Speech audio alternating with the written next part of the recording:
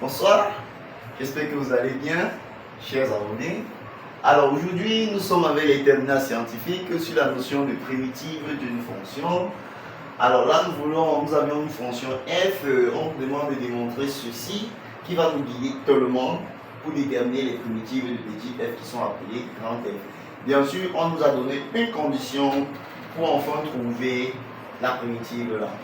Alors, commençons par la première question, les amis, où on nous a donné f de x égale à cela, et on demande de montrer que ça donne ceci. Alors, notre f de x, qui est cosinus au cube de x, fois sinus carré de x, ça, celui-ci, comme nous n'avons pas d'exposant ici devant sur cosinus, et ici au départ nous avions eu 3, on va chercher à transformer cela.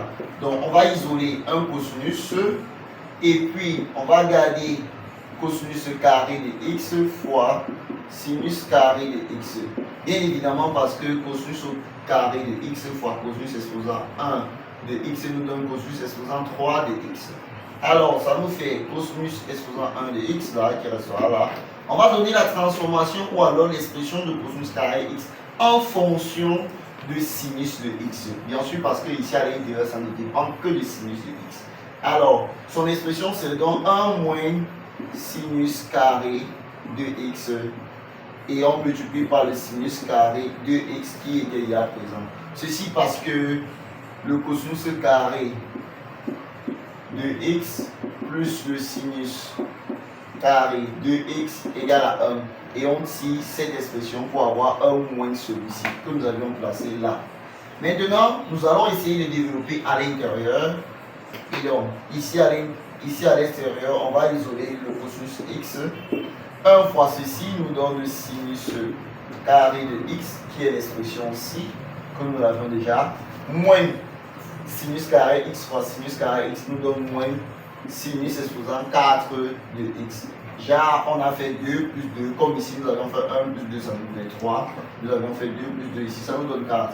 On a donc montré que f de x donne bien évidemment cosinus x facteur de sinus carré x moins sinus exposant 4x.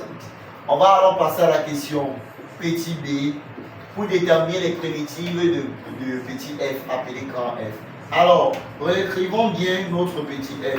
Alors, si on écrit bien notre petit f, nous avions cosinus de x fois sinus carré de x moins ça fois ça aussi, cosinus de x fois sinus exposant 4 de x.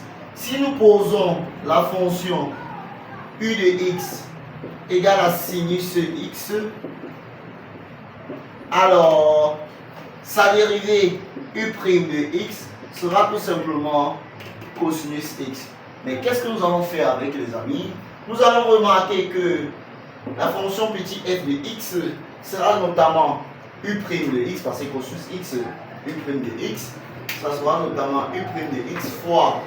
Alors si u de x est sinus x, ça c'est donc u carré de x, parce que c'est sinus carré x, u carré de x, moins u' de x de la même façon, u exposant 4 de x. Or, une primitive de la fonction u' de x fois u exposant r de x est notamment